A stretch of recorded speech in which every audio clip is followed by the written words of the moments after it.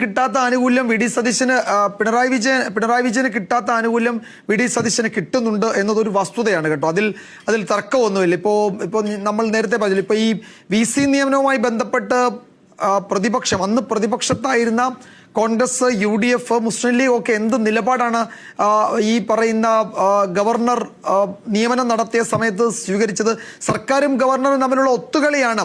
ഒരു വ്യാജ ഏറ്റുമുട്ടൽ എന്ന വാക്കാണെന്ന് വി ഡി സതീശൻ ഉപയോഗിച്ചത്. ഈ ഗവർണർ സർക്കാരുമായി നടത്തിയ ഏറ്റുമുട്ടൽ, അന്ന് ഏറ്റുമുട്ടൽ എന്ന് വെച്ചാൽ ഈ ഇത്തരം നിയമനങ്ങളോട് അന്ന് സർക്കാർ രാഷ്ട്രീയമായി അതിനോട് വലിയ വിയോജിപ്പ് പ്രകടിപ്പിച്ചു. ഗവർണർക്കെതിരെ വലിയ പ്രതിഷേധം നടത്തി. ഒരു ഘട്ടത്തിൽ SFI ഗവർണറെ തടഞ്ഞു. അന്ന് ആരിഫ് മുഹമ്മദ് ഖാൻ റോഡിലിറങ്ങി SFIക്കാരെ നേരിട്ട് വെല്ലുവിളിച്ചു. ഇതെങ്ങനെ നമ്മൾ അസാധാരണ സാഹചര്യങ്ങൾ കേരളത്തിൽ കണ്ടതാണ്. അന്നൊക്കെ വി ഡി സതീശൻ പ്രതിപക്ഷ നേതാവായിരിക്കും. അദ്ദേഹം പറഞ്ഞത് ഗവർണറും സർക്കാരും തമ്മിൽ ഇപ്പോൾ നടത്തുന്നത് ഫേക്ക് എൻകൗണ്ടറാണ്, വ്യാജ ഏറ്റുമുട്ടലാണ്. ഇത് ഒത്തുതീർപ്പിന് താഴെക്കൂടെ ഒത്തുതീർപ്പ്, മുകളിൽ ജനങ്ങളെ കബളിപ്പിക്കാനുള്ള ഇത്ര ഏറ്റുമുട്ടലാണ് നടക്കുന്നതെന്നാണ് പറഞ്ഞത്. ഇപ്പൊ ഇവിടെ നോക്കൂ, ഇപ്പൊ ഞാൻ പറഞ്ഞത് ലോക് ഭവനും മുഖ്യമന്ത്രിയും തമ്മിൽ നിരന്തരമായി ഏറ്റുമുട്ടണമെന്നല്ല. ഈ വിഷയത്തിൽ ഈ സർക്കാർ ഇപ്പോൾ അന്ന് വി ഡി സതീശൻ ഒരു നിലപാടുണ്ടായിരുന്നു.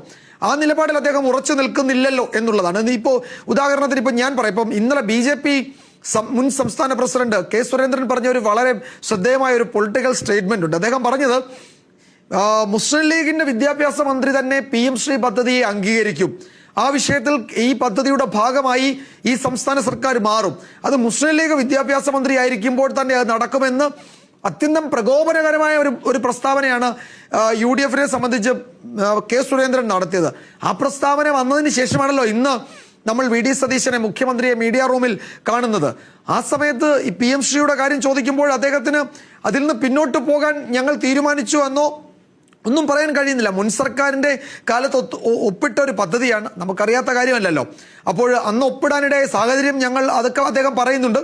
അപ്പോൾ അത് പഠിക്കണം, പഠിച്ചിട്ട് ഉചിതമായ തീരുമാനം എടുക്കും എന്നാണ് പറയുന്നത്. അപ്പോൾ